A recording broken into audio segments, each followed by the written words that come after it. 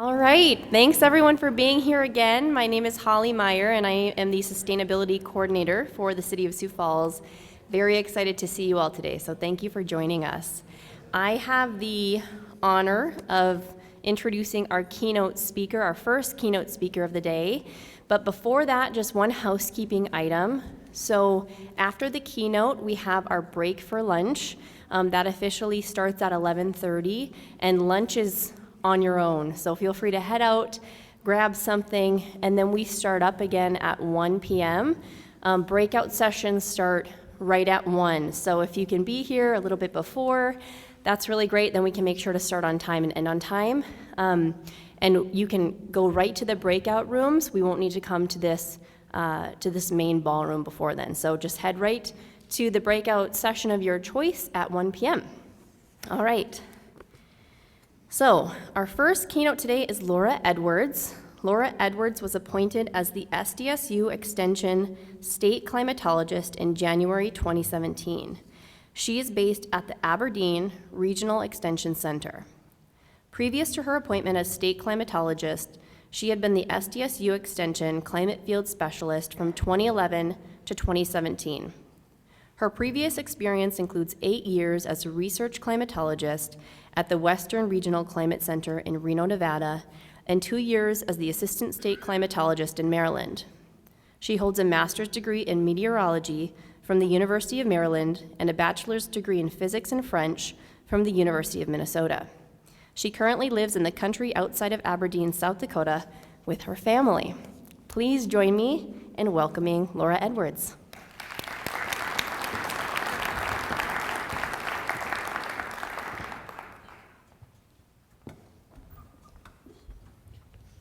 All right, thank you, Holly, for that introduction and for the invitation to visit with you today. And she basically said everything you need to know about me. Here's a picture that I'd like to share with you. I don't know what you see there, but I see a river that's about to flood. That was actually the James River, not the Big Sioux, in 2019, courtesy of Delta Airlines flying over the river out of Aberdeen. And I think water, rivers, and precipitation are one of the largest challenges that we have in addressing the changing climate here in South Dakota.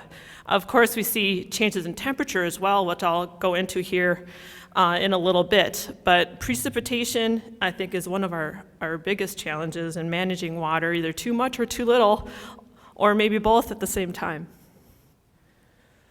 I'll start off talking about temperature trends, and Holly had asked me to talk about the trends and data that we see here in South Dakota and in the local area here. And so I have quite a few charts and numbers to share, but I know there's a number of engineers in the room, so hopefully you can appreciate some of the data that I'll share with you today. First of all, looking at South Dakota more broadly, so the whole state looking at average temperature. You see the average line in the black solid line, that's the 1901 to 2000 average temperature. The blue line is indicating the trend over that time period.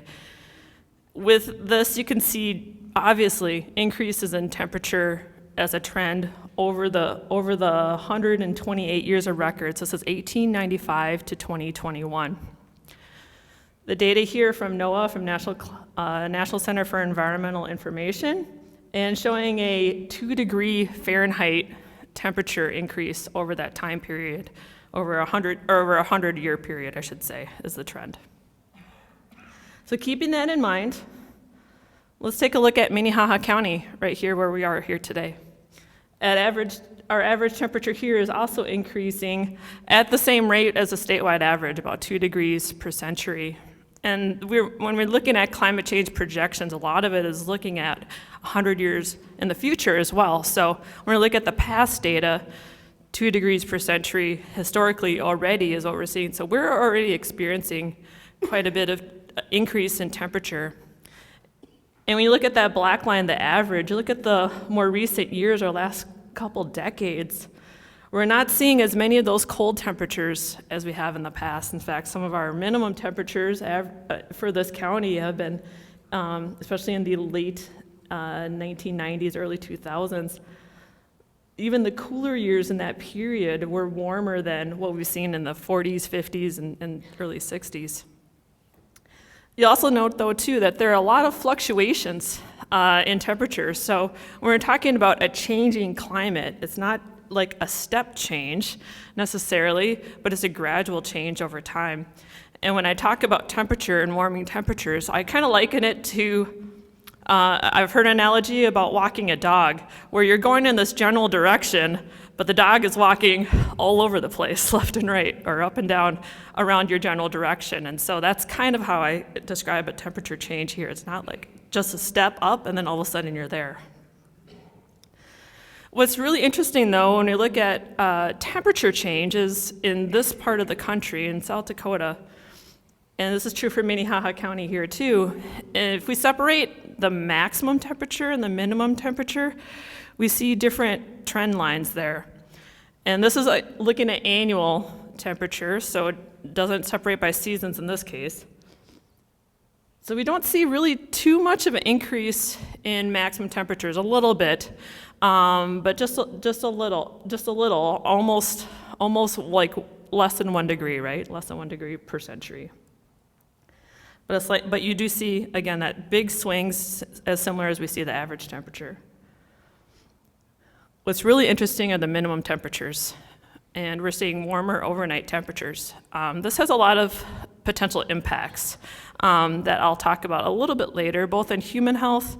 There's a presentation earlier about animal agriculture, animal health, and demands on cooling systems in the summer, and those kinds of things, changing the demand of energy for heating and cooling, and a lot of impacts are already being seen, I think, with this increase in minimum temperature. Cropping systems, agriculture, production.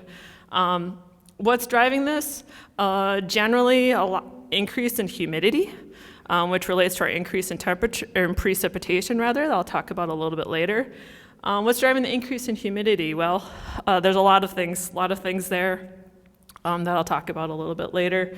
That could be related to increase in precipitation, increases in soil moisture, changing in agriculture systems, going from fallow to corn-soybean rotation in the last couple decades especially, changing in the landscape. So a lot of things can affect the humidity, but we see the increase in minimum temperature over that time. That's driving basically our average temperature.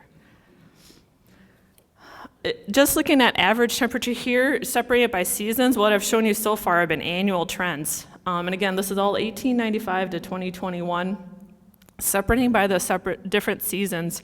And what are the temperature trends per century, looking at the 4 different seasons. Wintertime is warming faster than any other season, 2.7 degrees Fahrenheit per 100 years.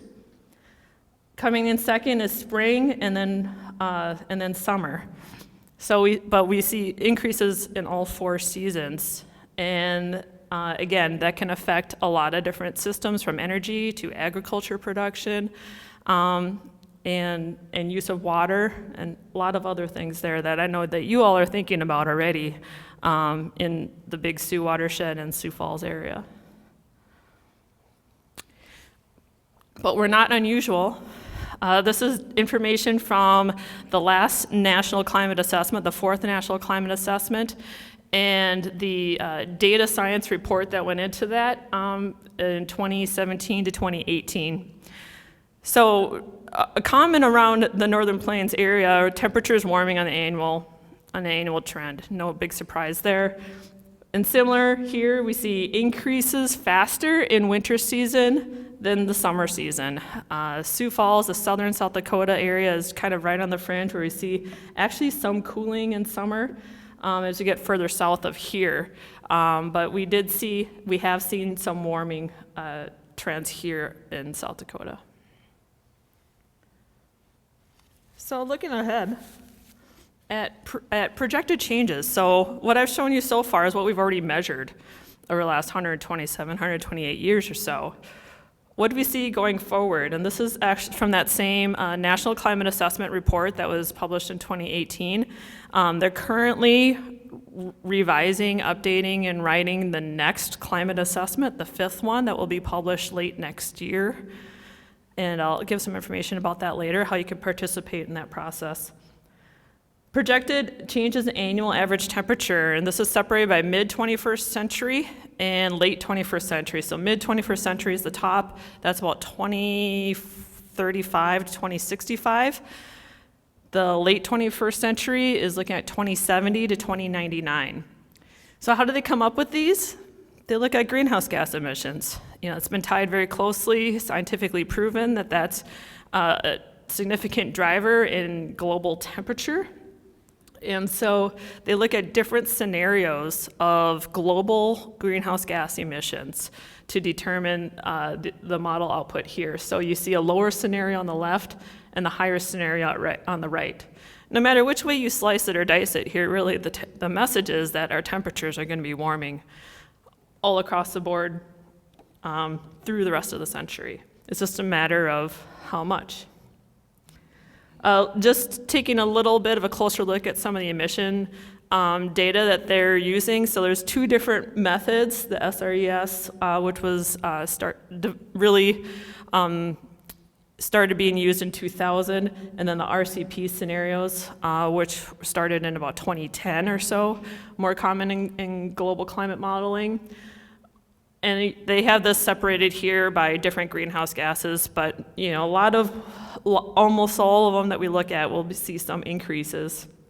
And this is looking again at global emissions. So they're looking at development across multiple countries, cooperation and policy and international agreements, all of those kinds of things to help determine what are the emission pathways, emission futures of the globe.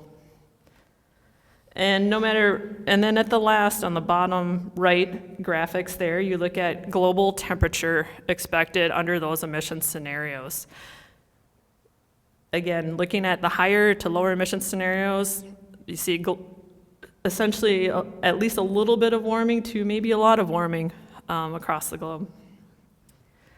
So why, I get this question a lot, why do we tie greenhouse gas emissions and use that as a core modeling piece, or one of the essential modeling pieces in global temperature projections? And that's because of graphs like this. So the graph on the left is looking at a lot of different model outputs. You see those squiggly lines from looking at 1880 to 2020 and how accurate they are in recreating the climate. That's their test of how good they are, and then which ones get used in the future to project temperature changes and so on. And you see the orange kind of shaded area, that's kind of the range that you see in that model output in trying to recreate past climate. On the right there, that thick line is what would the climate be if we only had natural forcing, no greenhouse gas considerations. You cannot recreate our current climate without including greenhouse gas emissions. You just don't get warm enough. And that blue line, or that blue shaded area around that dark line, is just the natural forcing part of the equation. So that's why models are useful. And I'd say, we started, when I was in graduate school, looking at climate model projections, things that were developed in the 90s have turned out to be pretty close to right on. So I have increasing faith and confidence in the global climate projections that they know what they're talking about. Some other side things here, looking at just temperatures, plant hardiness zones. I know that this is something that a lot of gardeners think about. It might be on the back of their seed packet, like what zone or what shrub or tree can you grow, those kinds of things, but it affects a lot of other things too. It's basically a metric of how cold we get in the winter. What is our extreme coldest temperature in the winter, and what can survive those coldest temperatures in the winter season? This was what you might know as the sunset plant hardiness zones from 1990. They were updated in 2012, so this is already about a decade old, but about the most recent information we have, showing essentially, I don't have a quick way to show it, but essentially a northward progression of climate, of plant hardiness zones over this time. So now when we look at South Dakota, a lot of this area here is in that 4B range or so, 4A to 4B, and areas are moving northward, as maybe you've noticed that we can grow different landscaping plants, different horticultural things outside with this warmer winter trend that we have in this part of the country. Looking out in the future, again, building off of temperature data from global and regional climate models, a couple researchers looked at what's the future of plant hardiness zones, and this could have implications in how you decide to landscape, and if you're looking at sustainability plans and maybe greening up the city and the communities. We see an average shift of climate zones from around the turn of the century, 1971 to 2000, that 30-year period, compared to the mid to late part of this century, 2040 to 2070. They see average shift of climate zones about 93 kilometers, so about 57 miles northward. And the most rapid movement of those zones are in this part of the country, in the Northern Plains region, where they see the most rapid movement of those climate zones, or those hardiness zones. So not to say you can start going out there right now and start planting, all these shrubs and trees and flowers that you see in southern zones, but that when you're thinking out decades of time, that like you're in the urban forest and that kind of thing, there's potential to grow some different things. And also, there's some negative implications too, with potential overwintering of some insects, plant diseases, those kinds of things that won't freeze in that future climate. So there's ups and downs to both sides of that story. Another kind of secondary thing that we see with temperature is a longer growing season. And this is kind of a finicky thing with frost dates. We're basically looking at when is our last spring frost and when's our first fall frost. So we define that as the growing season. How many days is that, for example? And so on the left is the historical already observed increase in our frost-free season, or our growing season between frosts. And we've already seen an increase of about 11 days around this part of the country. And that's what I've seen in South Dakota, about 10 to 12 days. But it's really variable, especially when we have drought years with low humidity, and you can see a very late season frost, say like Memorial Day or later. When you see just a fluke day that gets really cold, for example. Similar in the fall, you could have a early frost, in September that is weeks early and then get warm again. So frost-free season is kind of a funny thing because you could have that one day on either side that kind of skews it. Looking though at projected changes in the frost-free season, again, piggybacking off of increases in temperature all across the seasons, we see an increase in frost-free season length, or that growing season length projected into the mid to late part of the century as well. So that's looking at 20 to 30 years, not too far away. And around this area, about 10 days or more of a frost-free season. So, we're seeing agricultural folks, row crop production increase. They're able to plant earlier, assuming they can get in the fields, and have a longer season hybrid, for example, and with a potential for higher yield in corn and soybeans, whatever that might be. So there's some potential here for increasing food production as well, in addition to just hobbyists with gardens in yards. So looking at precipitation trends, we've seen a lot of flooding lately, right? A lot of flooding. And as I kind of alluded earlier, I think this is one of those areas where the rubber hits the road for South Dakota climate. So this is looking at statewide, so similar to what I showed for temperature, statewide precipitation is increasing at a rate of about 1.8 inches per century. So almost 2 inches more of rain. So that can be a lot depending where you are. Down in the southeastern corner, annual average precipitation is 24, 26 inches. Up in the northwest part of the state, it's only 17 inches a year. So that could be a lot of moisture depending where you're at. And you might notice that big spike up in 2019, heads and shoulders above any other year, the wettest year on record statewide. There are very few parts of the state where that was not the wettest year, and mostly like in the Black Hills, southwest part of the state. Almost everywhere else in the state, 2019 is the wettest year of record, and you guys all survived that. So, looking closer here at Minnehaha County, again, this is annual total precipitation. This includes rain and snowfall equivalent, 1895 to 2021. What's really unique here is that 3 of the top 5 wettest years have occurred since 2010. 3 of the top 5 wettest years in 127 years of record. And 2019, of course, is number 1. 2018 was number 2. So that was a compounded factor there when 2019 was the wettest year for a lot of people, but 2018 for this part of the state was the second wettest year behind that.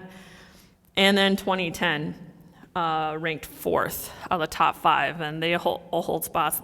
The remaining in the top 10 were older previous to that. But you see, again, a lot of variability there. We can still see drought and floods both in this region. I think that's one of the challenges in managing water resources are the big fluctuations and extremes. So keep in mind 2019, 2018. When you look at the rank here, this is the top 10 wettest years in Minnehaha County. You see those 1 and 2, 2019, 2018, and then a number of other years following there, more in the mid-1900s and so on. What's interesting, though, is the top 10 driest years. We don't see very many of those in the last couple decades. Don't see very many of those, but ranked, trying to see, 1, 2, 3. The 6th one, 2020. So thinking back, we had 2018 was wettest year until 2019 was the wettest year. 2020 then ranked in the driest, number 6 driest year. So I think that's one of the stories here when we're talking about climate change is that we have seen, and I think we'll expect to see in the future, very large swings, wet to dry and back and forth. Another example of this is 2011 to 2012, where we had 2011 extreme flooding on the Missouri River. By 2012, we had exceptional drought down in this part of the country, all across the Corn Belt, once or twice in a century kind of drought. So we see these large swings from year to year or a couple years at a time going back and forth. Precipitation here increasing generally and on the annual basis, as I shared here in Minnehaha County, but it's not even across all the seasons. So similar to temperature, we don't see even changes throughout all the seasons. We see more precipitation increases in the spring and fall. Overall, though, about 1.8, 175, 1.8, almost 2 inches of rain annually is an increasing trend. See a small reduction in summertime precipitation, though. And again, just like temperature, this is not unusual. We're not unique here in this way. A lot of people in our same region are looking at the same trends historically, with annual precipitation increasing in general, and spring and fall is where we see more of our precipitation increases coming from, not so much the winter and summer in this part of the country. What's interesting, though, and slightly unique, maybe not so much in Minnehaha County, but we see more in the central part of the state. And this is the data from 2017 to 2018 that's being updated here as we speak. But we see South Dakota increasing at one of the fastest rates of the country as far as total precipitation goes, about 15%. And again, that amounts to, 2 to 4 inches, 2 to 3 inches annual precipitation, depending where you're at. So we're seeing some very steep trends in precipitation. And part of this is it's a feedback loop. When you have increase in temperature, and this is looking globally, increase in temperature, more humidity, more evaporation, more water vapor in the atmosphere. But that water vapor does not fall as precipitation on the same as on everyone.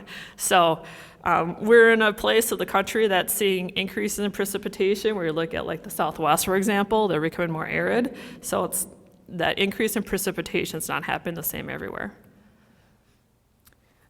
Another thing is not just extreme years in precipitation, wet and dry, but extreme single events. We're seeing increases in in the number of days that we see heavy precipitation. And so we look at on the left 4 panels there, that's the observed change, the historical change that we've already seen in our single day, 20-year return frequency precipitation events. And that's looking at the actual amount of precipitation that we see coming from those events. So we see an increase in our rainfall, our total rainfall, coming from those extreme heavy one-day events. On the right, you see the projected change in those single-day, 20-year return precipitation events. And you look across the board there, and you see, again, the lower emissions are at the top. This is on the right 4. The lower emissions at the top, that's the greenhouse gas emissions. Higher emissions at the bottom 2, and then you see the mid-century and late century, different breakdowns there. So again, no matter which way you slice or dice it, no matter which way you cut it, we're going to see increases in precipitation coming from heavy rain events, or precipitation events. Shouldn't just say rain, could be snow.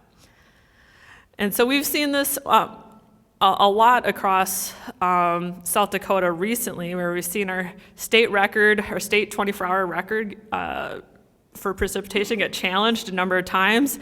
And what it often comes down to is just a documentation or a rain gauge that hasn't been calibrated. So we can't prove it for sure, but we know we've seen some extreme rainfalls of 11, 14 inches, amounts like that, and due to thunderstorm activity most often. And of course we've seen flooding, flash flooding come along with that. Also, what's funny, or maybe not funny, along with that is that we have increasing precipitation, more of it coming from heavy events, but we're also seeing drought at the same time. And so when you look at a distribution of rain events, and more of your rain coming in big events, you have that opportunity for short-term or flash drought to develop in between those times. And then you look at also annual cycles, or where we've seen these fluctuations from year to year, or a couple years at a time. We also see the opportunity for drought to develop in those dry years in between.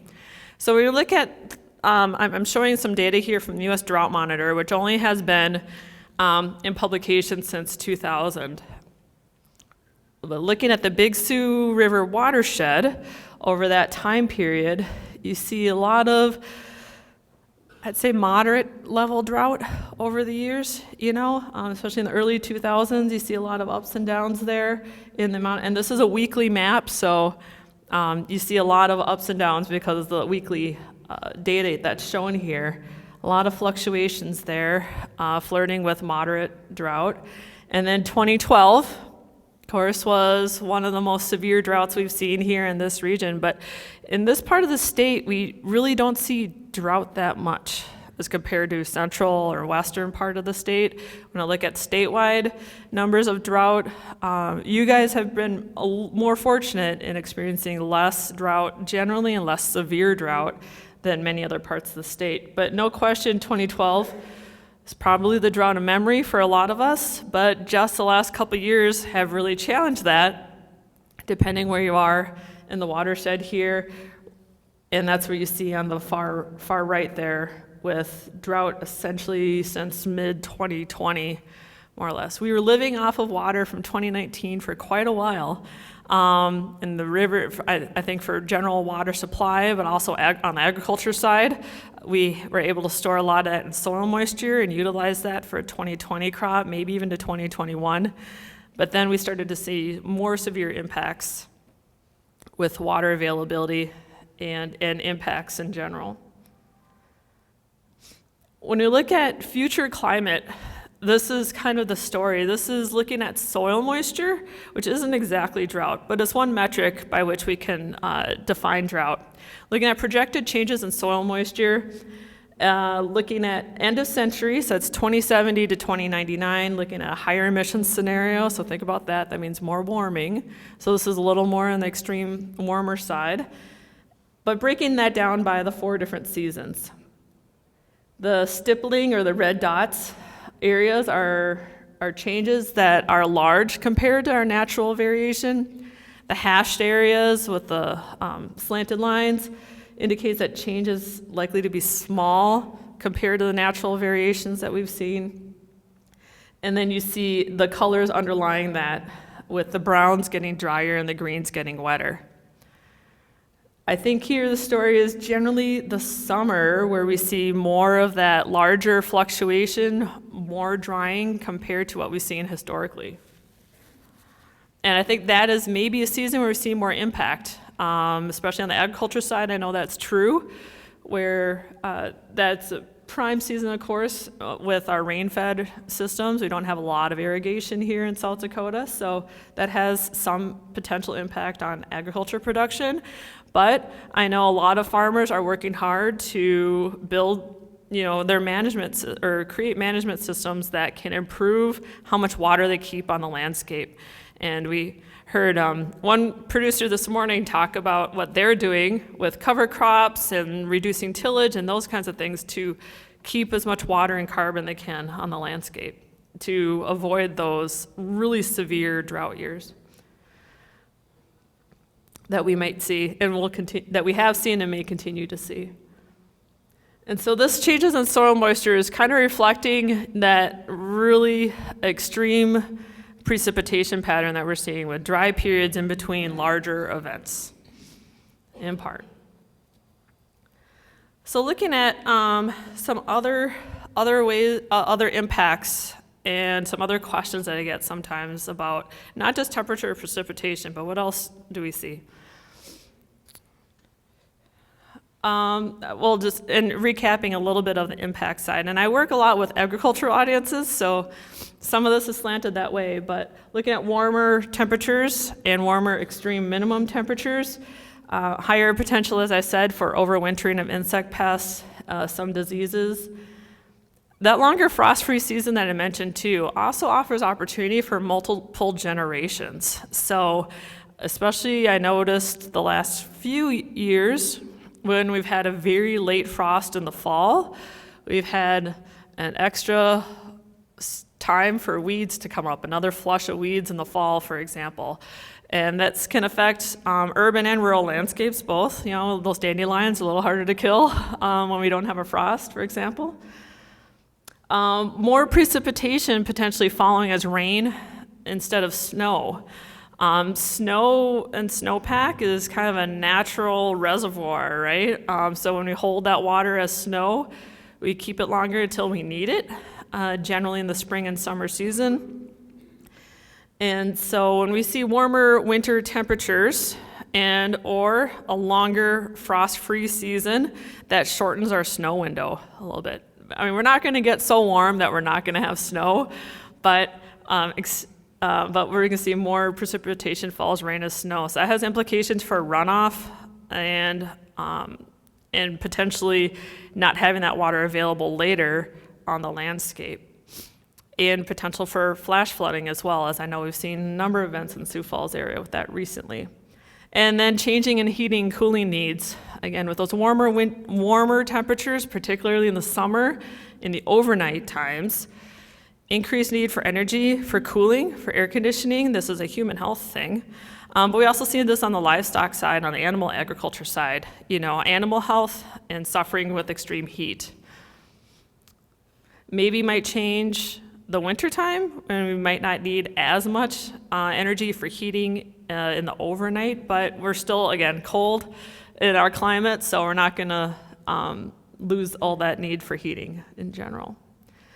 Wetter and warmer conditions may allow more favorable environment for some plant disease and so on, and increasing growth rates of vegetation. So this is actually an opportunity when we're thinking of, I don't know if you guys have talked about, but I know one of my colleagues, John McMain, talks about green infrastructure, and this is a great opportunity to create some of those urban environments with taking advantage of the warmer and wetter conditions. Increasing in heavy rain rates also increases the risk of flash flooding. So not just more precipitation in general, but increasing flash flooding with the short-term drought, as I mentioned. And when I talked with some foresters in the Black Hills not too long ago, and they're really thinking about changing in forest dynamics and their snow catch and that kind of thing. But I think the same is true in the urban environment too, where you can alter, your runoff regimes, snow catch in the winter, and by looking at your urban forestry. And then one other thing that's maybe not too relevant to the city per se, but the surrounding area is changing in wildfire regimes. Our state wildland fire meteorologist, Dr. Darren Clabo out in Rapid City, he talks about this a lot. One of the artifacts of a changing climate is essentially a 12-month fire season. And it's not just in the shoulder seasons where we have dry vegetation and we get high wind, hot day, something like that, but we've seen some of our largest fires recently in December 2017, I believe, the Legion Lake fire in the Black Hills, one of the largest wildfires in the tree area, in the forested area. So we can see fire all year round.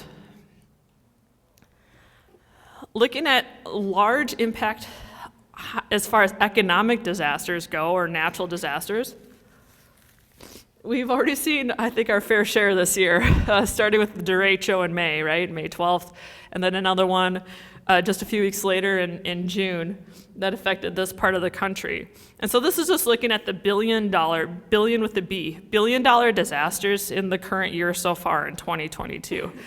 Obviously, hurricanes show up. They show up, any hurricane significance always shows up, but we've seen a number here, right here, not too far from us, mostly related to the derecho, couple derecho events or storm systems that came through in the spring.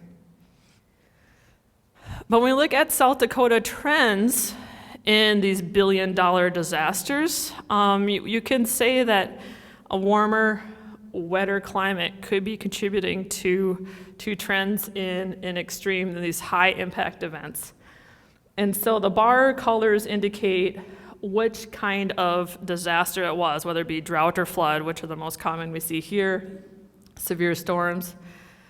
Freeze, widespread freezes can also cause enough damage to qualify for $1 billion disaster. And then the squiggly line underneath is the actual dollars, and that's on the right-hand vertical axis and the cost of each of those events. So the largest one that we see here is 2012 drought.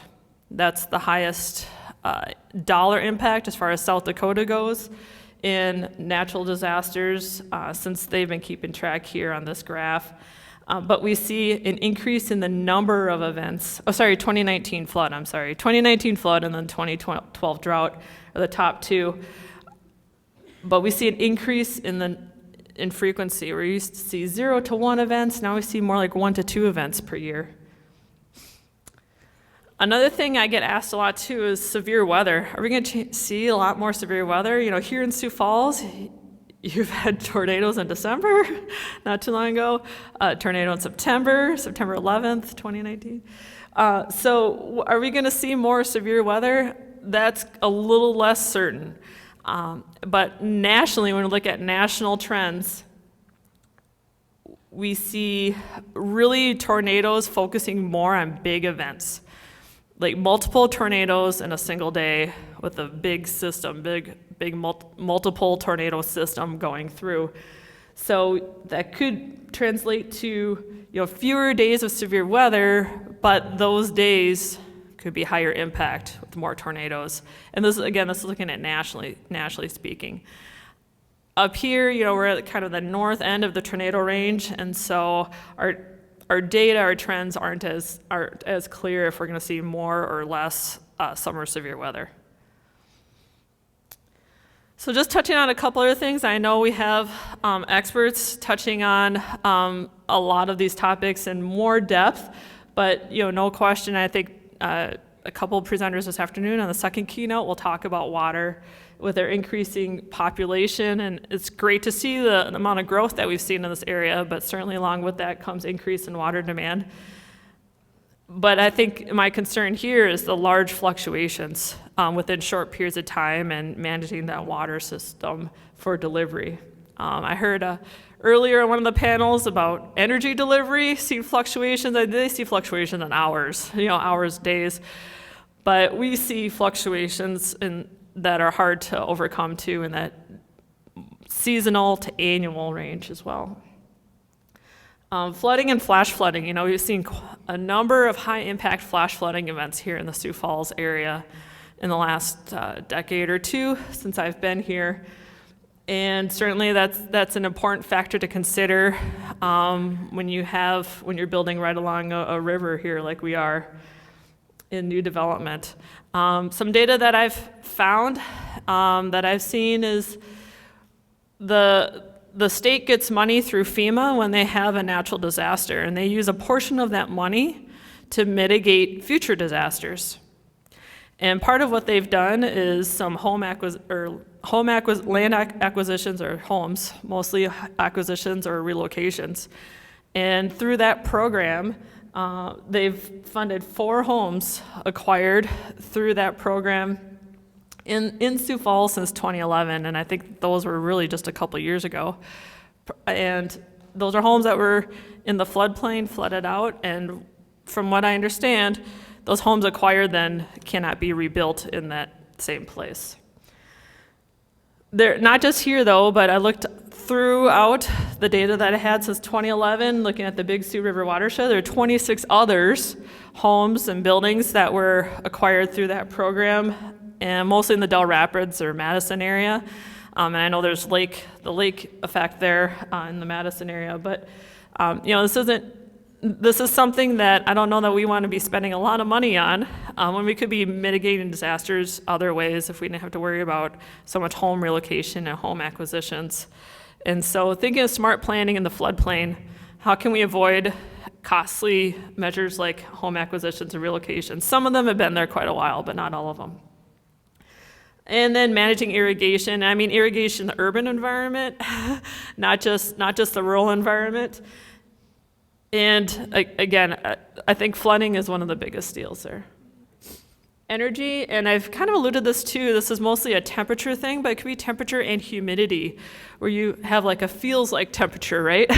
Or a heat index or a wind chill factor that is how we experience temperature. But certainly we've talked about the human health concern there. Variable temperature extremes, so that could relate to energy demand. When we have especially dry air and you see more drought, we see larger temperature swings day to night, 35, 40 degrees day to night. That can change our energy demand on the daily basis, but also looking at just increasing temperatures in general, and are we building the right infrastructure, homes, businesses, and so on. I know I used to work, in my previous position in Reno, I worked in a brand new LEED certified building, and we had all this passive solar, which is fantastic for warming, and then they had these power curtains that would go up and down to try to cool us down. And some of the technology maybe got in the way of the comfort of the people, but there are ways to really make a very pleasant office or home experience, workplace, and use natural energy to your advantage. Increasing in number of electric or hybrid cars, whether or not that's something you want to adopt, I know that's something that other people around the region are thinking about. And can we build the infrastructure to support,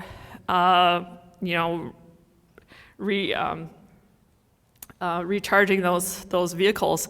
I know personally we were looking at buying a new vehicle a year ago this time, and we thought long and hard, well, living out in the country, you have to have a pickup truck. And so we thought long and hard about getting the new F-150 Lightning. It's like, well, a lot of our day trips are to Sioux Falls or Mitchell or Pierre or the Twin Cities.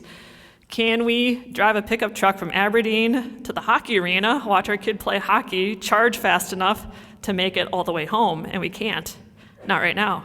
So, the infrastructure capability is going to be, I think, a challenge to increase those visitors, day trips, those kinds of things, to help build your economy and keep you guys running here. And I think that's an attractive thing to build that infrastructure.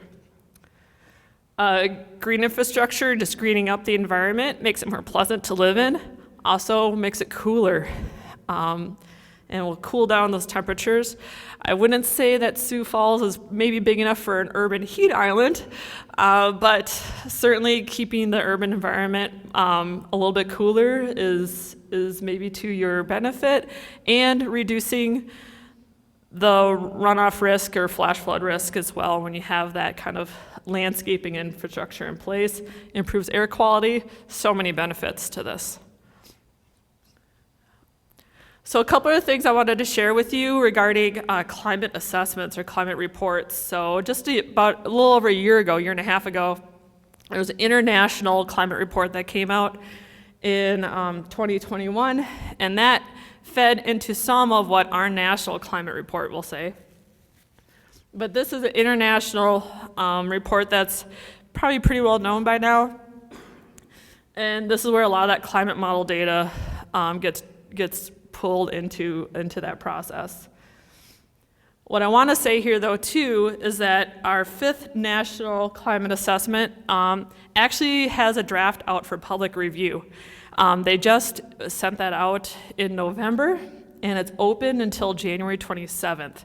So if you're interested in commenting on that, that report is very lengthy, I'll warn you. It has 32 chapters in it, and then appendices. There's quite a bit of information in there. But they do a really great job, and they follow the model that they've done for a while now, where they separate by regions of the country. So we're in the Northern Great Plains under that framework. And then they also separate by sectors. So they have water, energy, urban environment, transportation, rural environment, agriculture, tribal communities, all kinds of things. And then they talk about intersections of multiple sectors and other complicated systems. So I would encourage you guys to look at that. This is a picture of the 4th assessment that I have up there. But you do need to go on their website to do that. From what I understand, they get thousands of comments. And I know they have a crew, their whole staff looks at every single comment. They don't leave anything to chance or anything unaddressed in that process. So I know they spend a lot of time doing that. Also thinking of beliefs on climate change. There's been a series of surveys done by a lot of folks, but one of the longest running ones is from the Yale program on climate change and their survey. And what I want to tell you is if you agree that climate change is occurring, you're not alone. And that generally in the American public, about 75% of Americans agree that they say global warming. They use the words global warming, that agree that global warming is happening. More than half are extremely or very sure that global warming is happening. What's also unique about what the Yale survey shows is they have kind of a scale of action. How concerned are people about climate change or global warming? And we see increases in trend. When we look at the trends over time, I don't have time to share all that, but they go from alarmed and concerned as the most concerned, and then go to doubtful or dismissive on the right. There's an increasing portion of the U.S. public, the American public, that are falling into the alarm concerned category there. And as of a year ago, you see about 58% or so over half. That's where that over half comes from. And that's more like their willingness to take action. Here, locally in the Big Sioux River watershed, we did a climate survey of corn farmers about 10 years ago in 2012. And we actually did it across the whole Corn Belt. So there are almost 5,000 farmers that replied to the survey that we did. At that time, I forget how many in the Big Sioux River watershed, but 4,800 across the Corn Belt. And we asked a lot of different questions about farming practices and those kinds of things, their ability to address weather extremes, those kinds of things. And so through this survey, we asked this explicit question: there's increasing discussion about climate change and its potential impacts. Please select the statement that best reflects your beliefs about climate change. When you look at the first two categories, A or B, those would agree that climate change is occurring. And the C is climate change is occurring more or less equally by natural and human activities. So we kind of separate into human and natural activities. But overall, looking at the A, B, and C categories, about 2/3 of farmers at that time, a decade ago, would already agree that climate change is occurring due to either human or natural causes. So you're not the only ones here, and that's very similar in line with what the Corn Belt farmers in general agreed with. Iowa State has continued this survey, and they have found that their numbers have even increased more in their farmer population as far as agreeing on climate change is occurring. Just in my last couple of minutes here, I wanted to share a thing that we have here at SDSU, monitoring weather and climate. And this is our Mesonet network of weather stations. And this is measuring weather every 5 minutes, but we do have some stations that have been out there for over 30 years. So that's climate quality, and that's our intention, or their intention, is to continue the Mesonet running for decades. Currently, they're in an expansion program funded by the U.S. Army Corps of Engineers, and not surprisingly, they want to know more about what's happening with precipitation and soils in better predicting floods. And so with this program, they're building out to over 150 weather stations across the state. I believe the plan is about 4 years or so. So if you know someone who is interested in hosting a weather station, has maybe about an acre of land, who's willing to donate to that cause, or have them use that. They have the money for the equipment and the people and all the calibration and everything else for the data delivery online. This is a list of all the measurements that they're taking. And this is a picture of the station at the outdoor campus in Sioux Falls that they had a big ribbon cutting in August. You see a couple of VIPs there in the picture, most notably the engineer from Sioux Falls, right? They have excellent information coming out of there. So if you want to keep track of weather or climate over time, I encourage you to try using the Mesonet and see if there's something that we can build, a tool or data visualization that maybe will help you consider weather and climate a little bit more. I'll skip over some of that. I wanted to leave a couple minutes for questions if we have time. So thank you for listening, and thank you again, Holly, and the committee for the invitation to be with you today.